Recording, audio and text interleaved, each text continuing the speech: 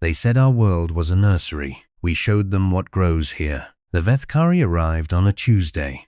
Ella MacGregor found out the same way she found out everything important that summer.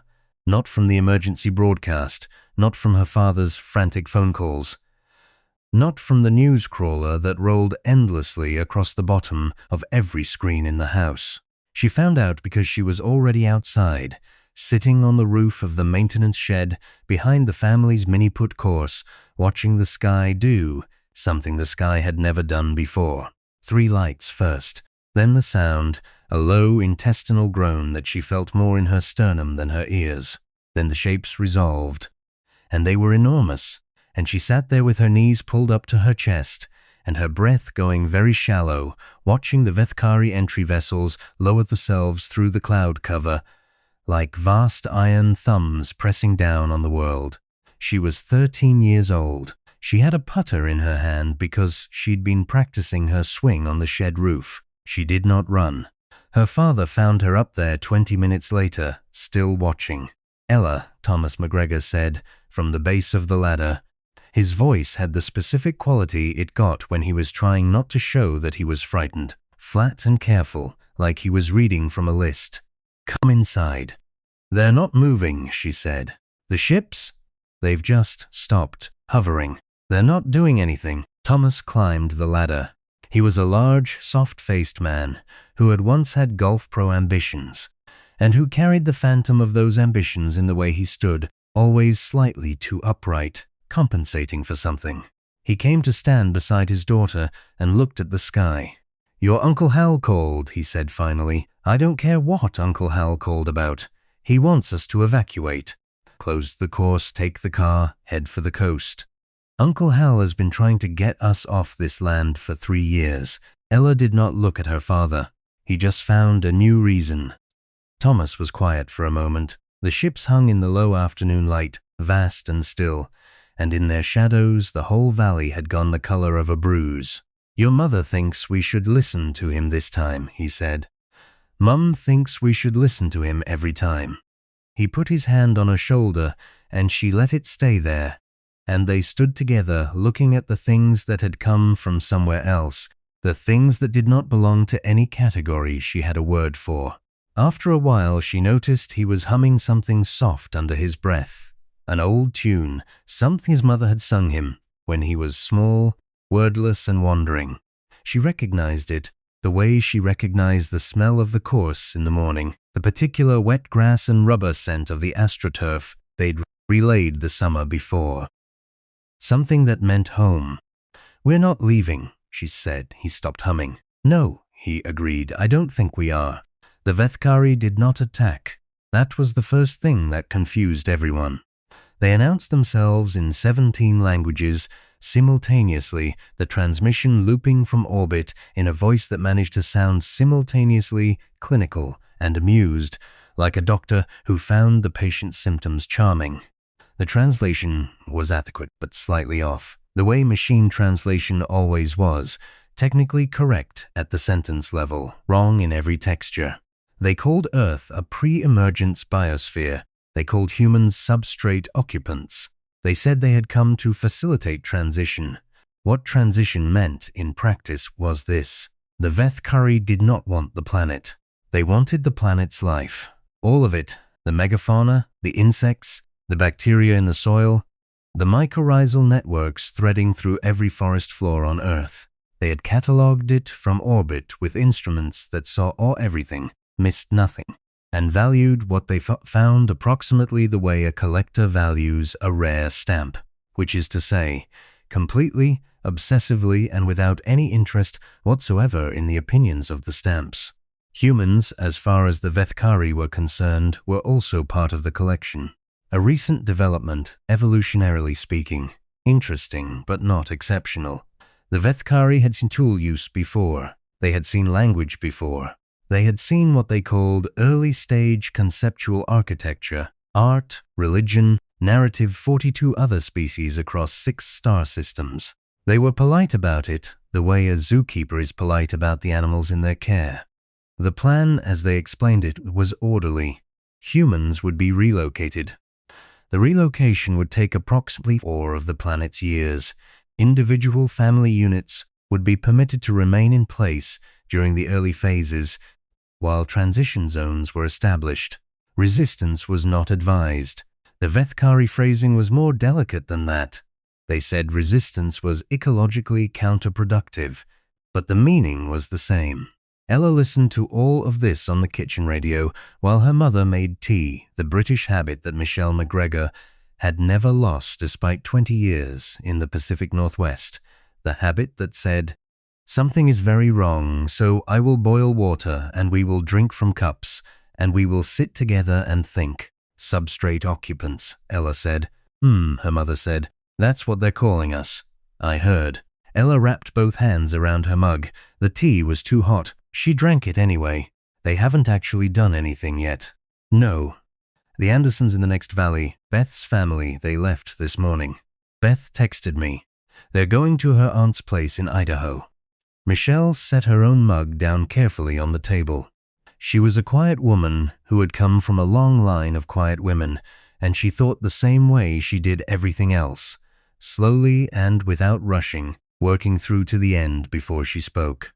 "What is there in Idaho," she said, "that there isn't here?" Ella thought about it. "Distance. From the ships. The ships are in orbit. They're the same distance from everywhere." Ella looked at her mother. Her mother looked back. Between them, on the table, the radio murmured its endless loop of the Veth'kari announcement, the polite, spacious, completely terrifying voice that said, "You are interesting but not important. The course needs resodding on holes 7 through 9, Ella said.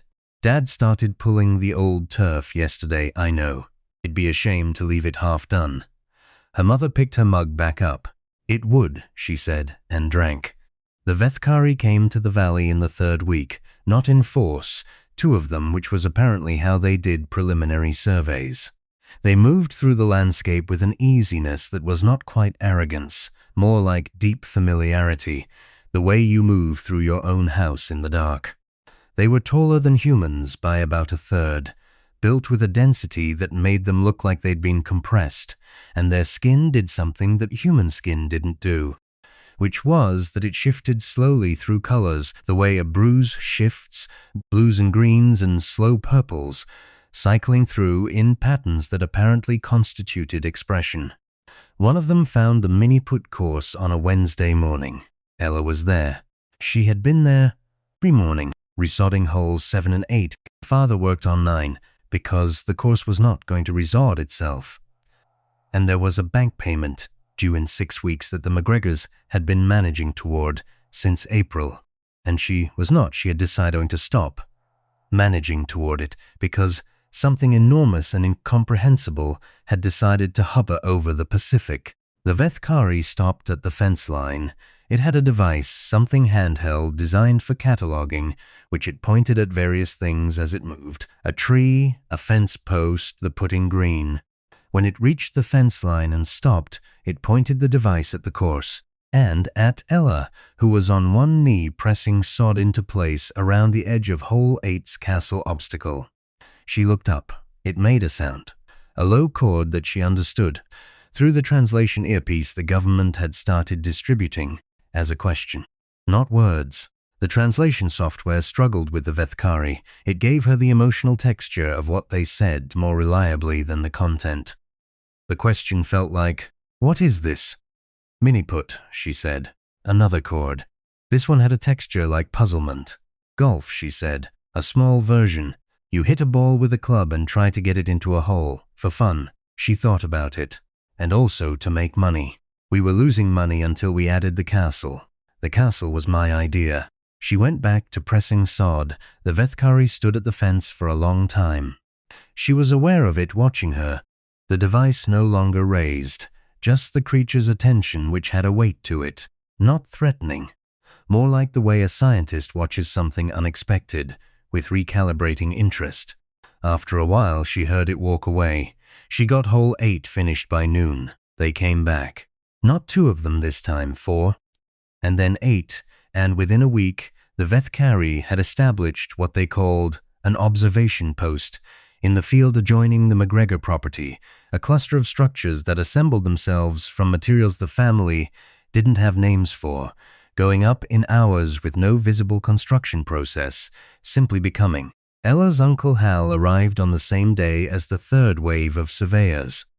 Hal MacGregor was her father's older brother and the kind of man who had always wanted something that belonged to someone else. He had wanted the family land for years. For development, he said, for a resort he claimed he had investors for, a thing that had never quite materialized, but that he'd used as leverage in enough conversations to wear grooves in the family's patience. He arrived in a rented car with a man from a legal firm and a very particular expression on his face, which was the expression of someone who has waited a long time for circumstances to break in his favor. "This is an opportunity," he said, standing in the kitchen, the same kitchen where Ella and her mother had drunk tea the morning the ships came. "You see that? This is an opportunity. They're not hostile. They're interested in the land. We negotiate. We get compensation." Compensation? From whom, Thomas said. From them. From the Veth'kari. Or from the government for facilitating. There are intermediary frameworks being established. I know people. "You always know people," Ella said from the doorway. Hal looked at her with the particular annoyance of a man who is not accustomed to being interrupted by children. "This doesn't concern you. It's our land. It's going to be their land. That's what happens when something bigger than you wants something. You adapt or you get nothing." He turned back to Thomas. "I'm trying to get you something, Tommy. I'm trying to help." Thomas was quiet for a moment. He had the same careful flatness in his voice that he'd had on the roof the day the ships came. "I appreciate that," he said. "I'll think about it," which, Ella knew, meant no. Her father said he'd think about it the way a door says nothing, with complete solidity. She went back to the Veth'kari observation post on her own. She brought the putter. Not as a weapon, she had not lost her mind, but because she'd been carrying it since the morning the ships arrived, and it had become a kind of habit, the way you carry the thing that was in your hand when something changed. She stopped at the edge of the field where their structures were and waited. One came out after a while, not the same one as before, or maybe it was. She couldn't reliably tell them apart yet, though she was beginning to notice variations in the color shift patterns that might be individual. This one had a particular blue that edged green when it turned, like deep ocean water. She held up the putter. "Can I show you something?" The question had a chord, the texture. "Proceed." She set a ball on the grass. She'd brought one in her pocket, and she took her stance the way her father had taught her, weight forward, grip loose, and she swung. The ball rolled clean and straight, 20 feet across the field, and stopped. The Veth'kari watched. She walked to where the ball had stopped, set up again, swung again. She did this for a while. The creature watched. More of them appeared at the edge of the structures, drawn by something, attention, perhaps, or curiosity, or the specific electromagnetic signature of the human nervous system engaged in a task it found meaningful. After a while it occurred to Ella that she was being catalogued again, the way everything was being catalogued.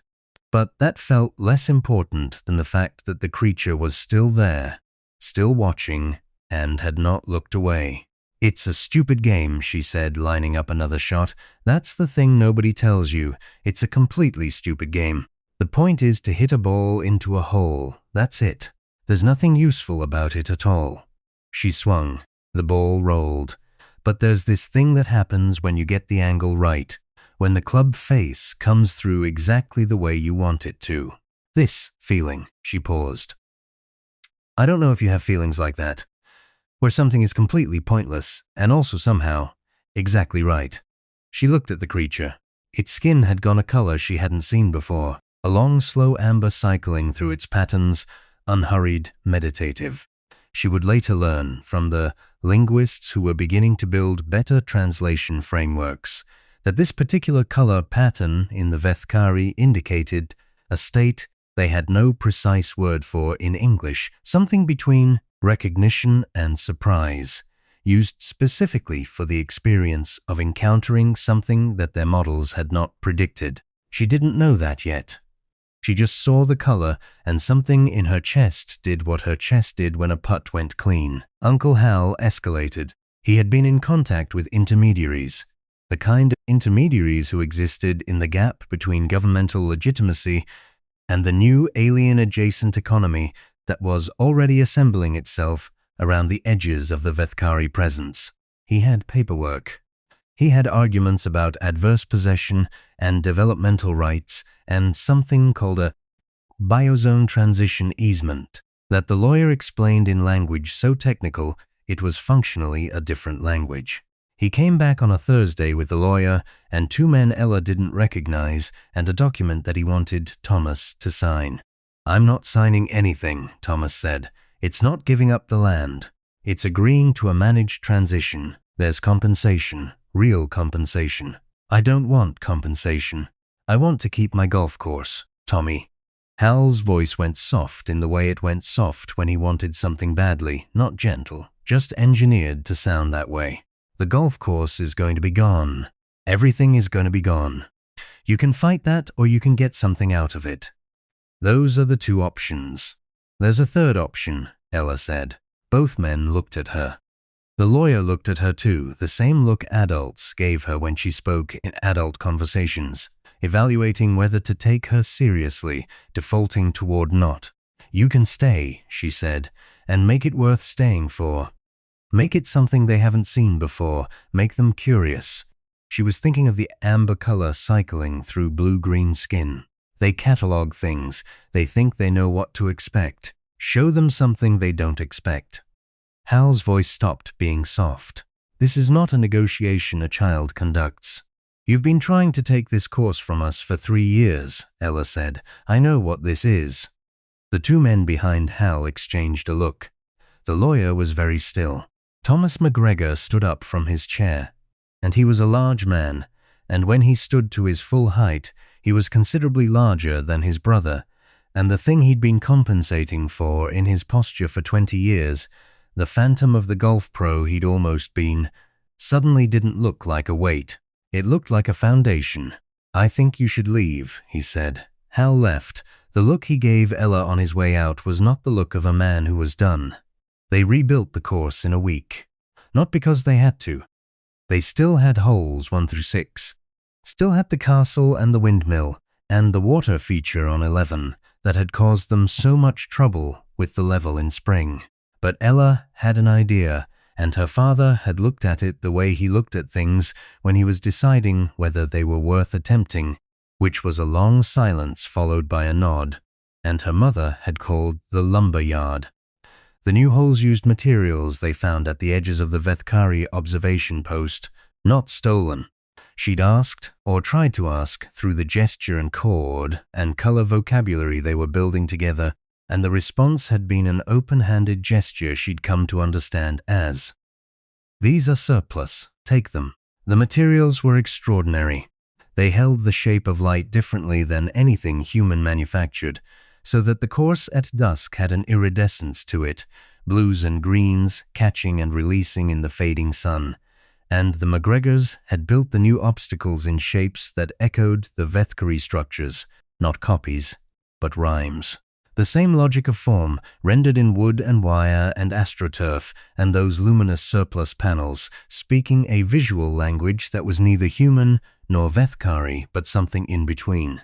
They called it Dino-Putt because the original 5 dinosaur figurines that Ella had found in a box in the shed during the chaos of the first week, small rubber things, absurd and beloved, that had been a promotional item years ago, now presided over each of the new holes, because Ella had placed them there, because they made her laugh, and because she had decided that anything that made her laugh was worth keeping. The Veth'kari came on opening day. Not all of them. 8 from the observation post, led by the one with the deep ocean blue. They stood at the fence line the way the first one had stood weeks ago, and they watched. Thomas MacGregor, who had once stood over a crucial putt, while a bird whistle disguised as a cigarette broke his concentration and cost him the future he'd planned, set a ball on hole 1's tee and swung. The ball went clean. It hit the ramp Ella had built from the surplus panels, caught the light as it rose, and asked into the cup with the small, definitive sound of something going exactly where it was meant to go. The Veth'kari at the fence went amber. All of them, all at once. Hal came back with enforcement. Not his own. The intermediaries had access to a Veth'kari administrative contact, someone in the transition bureaucracy who could authorize property determinations in disputed zones. The contact arrived with Hal, a Veth'kari administrator that Ella had not met before, its color pattern unfamiliar, its bearing different from the observation post group. Less curious, more organized, the bearing of something that processes rather than perceives. They stood in the parking lot of Dino-Putt. There were customers, actual customers, a family from 2 valleys over who had heard about the course with the alien materials, a journalist who'd been through the area, 3 locals who'd been coming since before the ships, and they stopped and watched. Hal had his document. The administrator had whatever the Veth'kari equivalent was. Ella stood between them and the entrance. She was holding the putter. She had not put it down in 2 months. She was not going to put it down now.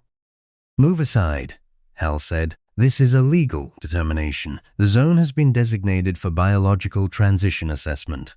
Human-constructed infrastructure is classified for removal." "By who?" "By the Transition Authority." "The Transition Authority that you filed with," Ella said. "The authority you contacted through the intermediary that you pay." She looked at the administrator. She didn't know if it could understand English directly or needed the chord and color translation system they were all still learning. She spoke anyway. "This man," she pointed at Hal, "is lying to you. He is not protecting the ecological zone. He has been trying to take this property from my family for years. He is using your authority to do something your authority was not designed to do." The administrator's color was flat and neutral. Processing. "You want to know about this place?" Ella said. "This is a golf course. It's a completely stupid game. The point is to hit a ball into a hole. But look at what we built." She gestured behind her. At the course, at the iridescent panels catching the late sun, at the small rubber dinosaurs standing sentinel at each hole, at her father on hole 3 helping a little kid with his grip, at her mother behind the counter where the sign still said Haggis Burgers. "Ask about our daily special," because Ella MacGregor had refused to take it down, and Ella loved her for it. "We built it because we were losing everything, and we built it anyway, because there was a bank payment to make and holes to resod, and something worth doing even when there was no particular reason to do it." She thought about the feeling she'd tried to explain to the ocean blue Veth'kari in the field. "Do you understand that? That kind of pointless, completely right thing?" The administrator was still. Its color had begun a slow shift. Not amber, not the recognition surprise of the observers. Something Ella hadn't seen before. Something longer, more considered. The ocean blue one was there too, she realized. It had come from the observation post and was standing at the edge of the parking lot watching. Its color was amber. Hal took a step forward. "This is nonsense." "You can't." "Shut up, Hal," Thomas MacGregor said from behind Ella. He had come across from hole 3, and he was still holding the club he'd been using to demonstrate grip, and he stood the way he'd stood in the kitchen. To his full height, compensating for nothing. "I will not ask twice." Hal looked at him, at the administrator, at Ella. The administrator made a sound. Not a chord this time. Something longer and more structured.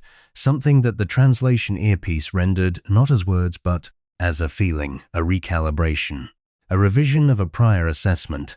It turned and spoke to Hal in a sustained color and sound sequence that took 40 seconds and that the earpiece translated inadequately as something approximately like, "This zone is reclassified. Your authority to facilitate this determination is suspended. The initial assessment was based on incomplete data. There are documented ongoing relational interactions between the substrate occupants and the survey team that qualify under Exception Framework 19. Do not contact this office again without independent verification." Hal stood in the parking lot with his document. The document fluttered in the afternoon wind. He left without looking at Ella, which was the look of a man who has run out of moves, and she watched him go, and she felt the particular lightness that comes not from winning, but from something you'd built not falling down. The Veth'kari did not leave. They stayed through the autumn, through the first real attempt at a mutual translation system, through the ongoing argument between 40 governments about what biological transition meant in a legal framework designed for a world where humans were the only intelligent life on it. They stayed while the linguists and the biologists and the philosophers and the golfers. There were improbably several golfers involved in the early contact negotiations, because it turned out that slow, patient games with arbitrary rules were actually a decent foundation for learning to communicate with something your brain wasn't built to process.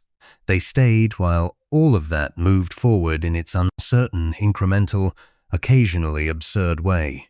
The observation post stayed too. It was not decommissioned. New members rotated through it. The ocean blue Veth'kari became. The word was imprecise. Human concepts kept being precise for what was happening, irregular. It came to the fence most mornings. Ella brought her putter. They had developed a kind of shared vocabulary of gesture and chord, and the colors she was learning to read, and in that vocabulary they talked about the game, about the obstacles, about the way light hit the surplus panels at dusk, about the rubber dinosaurs which the Veth'kari found. She could read this now, clear and unambiguous, genuinely delightful. She didn't know what it was going to mean. Nobody knew what any of it was going to mean. The ships were still in orbit. The transition was still officially ongoing. The framework negotiators were still arguing about what exactly Exception Framework 19 meant in practice.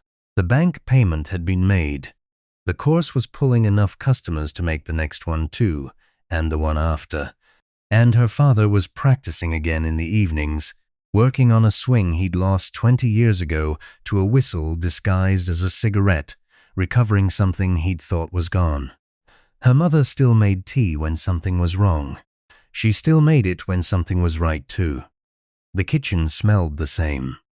On a Tuesday morning in October, Ella MacGregor sat on the roof of the maintenance shed with her putter across her knees and watched the Veth'kari ships still hanging in the sky. And below them the valley, the course, the iridescent panels catching the early light, the small rubber dinosaurs standing at their holes. She was not afraid. She was not afraid.